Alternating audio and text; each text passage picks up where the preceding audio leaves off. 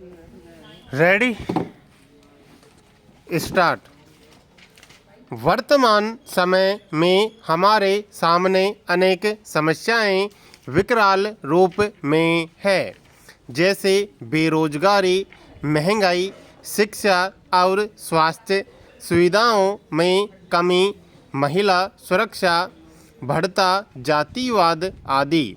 हम इन सब का सामना कर रहे हैं, लेकिन अगर हमारे देश में कृषि के उत्पादन में व्यापक गिरावट देखी जाए तो कितना दुखद दृश्य होगा, क्योंकि हमारे देश में किसानों की घटती आय और खेती में घटती रुचि देश के लिए बेहद खतरनाक साबित हो सकती है। सरकार द्वारा किए गए अभी तक के प्रयास नाकाम नज़र आते हैं या उनके उतने सकारात्मक परिणाम हमें देखने को नहीं मिले जितनी अपेक्षा की गई थी। अगर यह समस्या हावी होती है तो हम फिर भुखमरी जैसी आपदा का सामना करेंगे। हमें आज घर में रोटी मिल पा रही है तो इसमें किसानों का ही सबसे बड़ा योगदान है। दुर्भाग्य से कृषि व्यवसाय और कृषकों की लगातार उपेक्षा हो रही है। राष्ट्रीय नमूना सर्वेक्षण के लिए विश्लेषण के अनुसार पिछले 10 वर्षों में किसानों की कुल आमदनी में खेती से आय का हिस्सा 48% से घटकर 37% रह गया है, जबकि मजदूरी से आय 32 से बढ़कर 40% हुई है। यही कारण है कि देश में किसान कृषि का त्याग करके महानगरों में या अपने कस्बों में जाकर मजदूरी करने को मजबूर हैं। आज हालात यह है कि जिस तरीके से कृषि क्षेत्र में लागत बढ़ी है, उस अनुपात में कृषकों को कृषि उत्पादों की कीमतें बाजार से नहीं मिल रही है। इसके कारण उन्हें निरंतर घाटे का सामना करना पड़ रहा है और कई बार स्थिति तो यह भी पैदा होती है कि किसान का सारा उत्पाद का फसल समर्थन मूल्य दर पर नहीं बिकता है। इसी कारण वह आड़तियों को बेचने के लिए मजबूर होता है, जो किसानों की मजबूरी का फ़ायदा उठाकर उन्हें औने पौने दाम में फसल खरीद लेते हैं।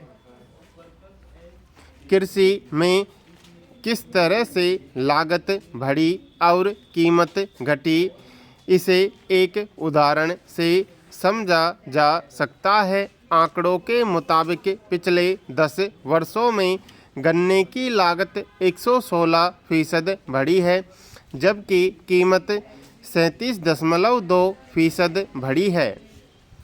यही हाल गेहूं, धान, तिलहन, दलहन आदि फसलों का भी है। इसके परिणाम स्वरूप किसान खुद तो कृषि को त्याग ही रहे हैं, साथ में अपनी आने वाली पीढ़ी को भी इस व्यवसाय से जोड़ने से परहेज कर रहे हैं।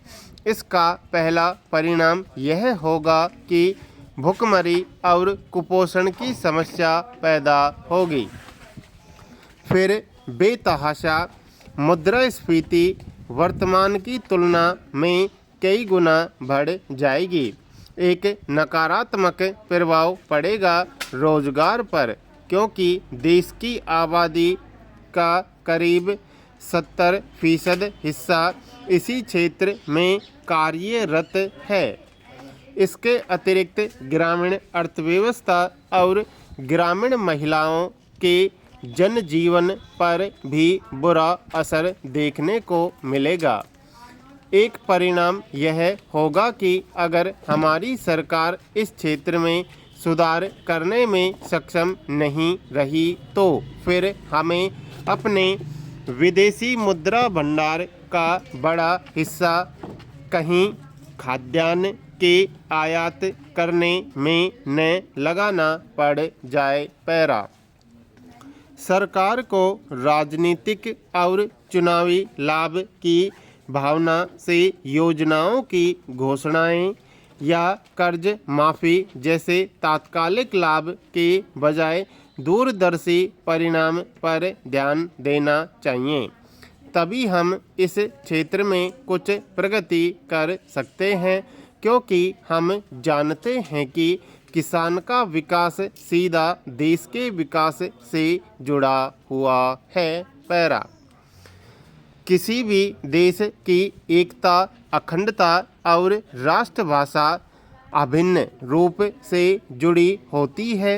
देश स्वतंत्र होने के बाद हिंदी प्रेमियों को बड़ी आशाएं थी कि देश की भाषा के रूप में हिंदी की लोकप्रियता चोटी तक पहुंच जाएगी। लेकिन आज स्वतंत्रता के इतने वर्षों बाद भी क्या हिंदी को वह आसन मिल सका है जिसकी उम्मीद थी? आखिर क्या वजह है कि आज अंग्रेजी माध्यम के विद्यालयों और महाविद्यालयों की संख्या दिनों दिन बढ़ती जा रही है?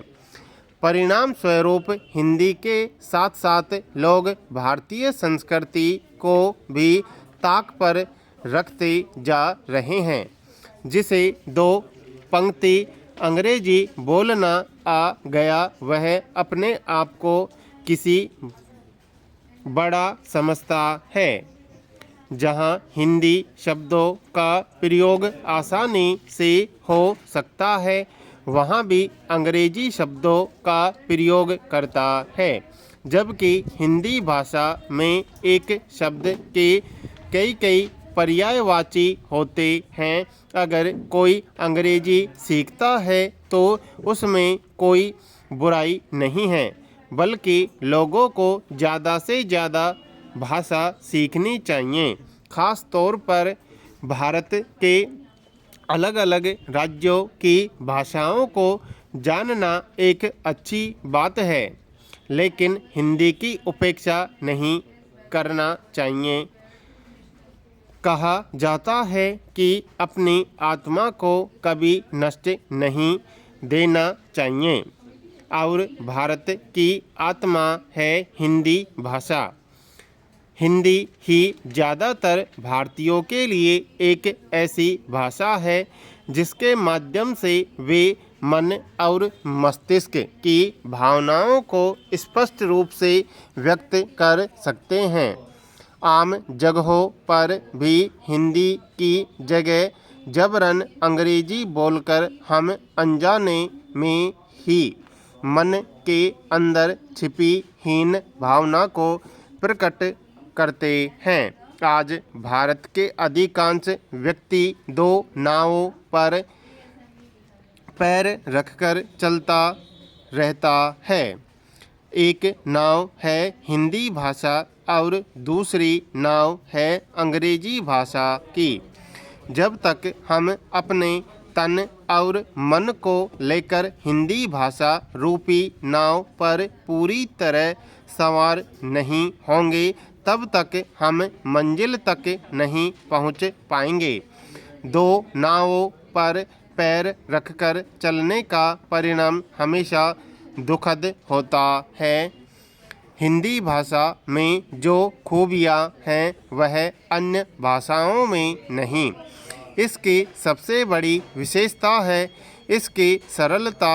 इसमें स्वाभाविक प्रवाह और ओजिसीवता है। इस भाषा के मुहावरों में जो मौलिकता और वास्तविकता है वह अन्य भाषाओं में नहीं है।